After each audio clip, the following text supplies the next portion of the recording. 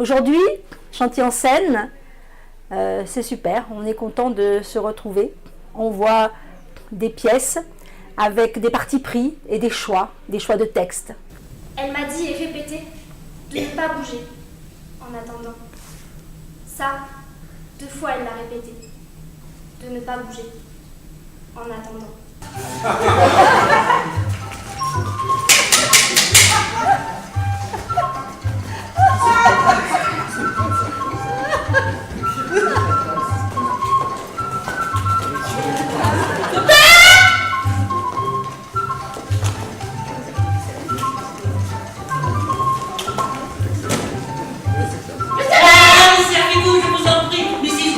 Ce matin, on a vu une troupe qui a répété à peine 3 fois sa pièce, enfin une partie de sa pièce, et qui nous a présenté son travail, qui n'était pas abouti. C'est ça l'intérêt de Chantier en scène. Mais les réactions du public leur ont donné des pistes.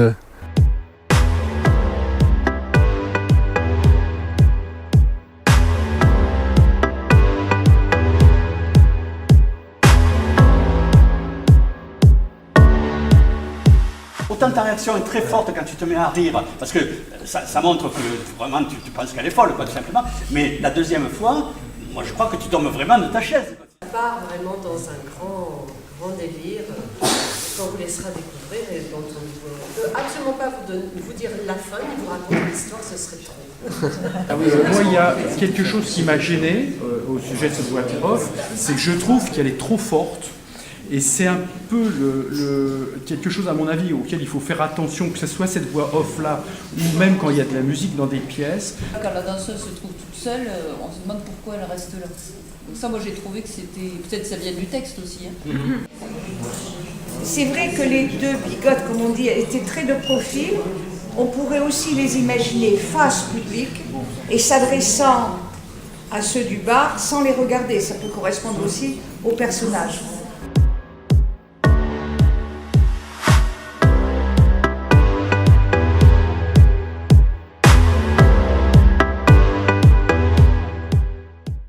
Donc l'intérêt de Chantier en scène, c'est de permettre justement, vous venez, vous donnez ce que vous avez déjà travaillé, vous avez le ressenti du public, et à partir de là, le public vous envoie des idées. Vous prenez pas, c'est à vous de choisir. Des petits chocolats, des confitures, et des œufs durs, des cornichons. Ah, le plus souffré, voyons. Alors, que désirez-vous? Je pense vraiment que nous devrions songer à nous aimer ce soir et à assumer avec joie toutes les conséquences. De la moutarde, cornichons. Oh, ça suffit. Et le retour qu'on peut avoir de par les échanges qu'on peut avoir après, c'est enrichissant. C'est que du bonheur.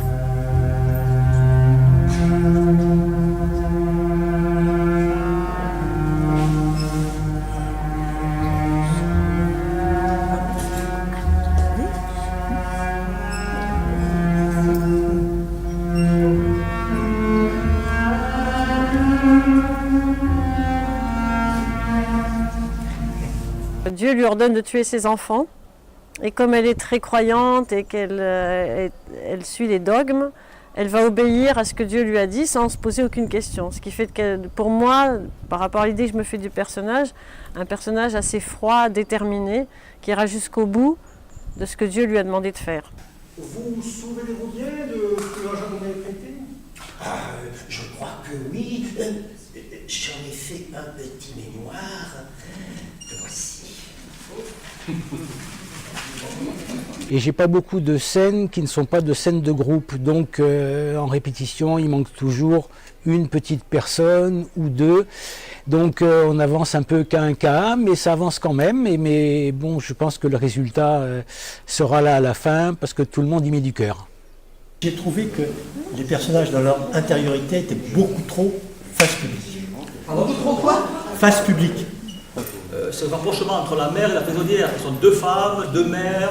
Elle explique un peu plus tard, elles ont eu un enfant, elles ont fait un mariage, un mauvais mariage. Les mots, les idées qui sont fortes, qui sont uniques, enfin je veux dire, il n'y a pas de fioriture autour, comme tu disais, sont données au premier degré de leur sens. Il décrit l'emprise de la religion sur des gens et jusqu'où ça peut mener.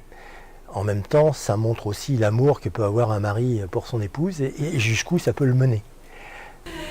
Depuis l'Antiquité, ces remparts et fortifications ont protégé les gouverneurs des invasions barbares. Site aujourd'hui protégé, nos jardins sont réputés dans le monde entier.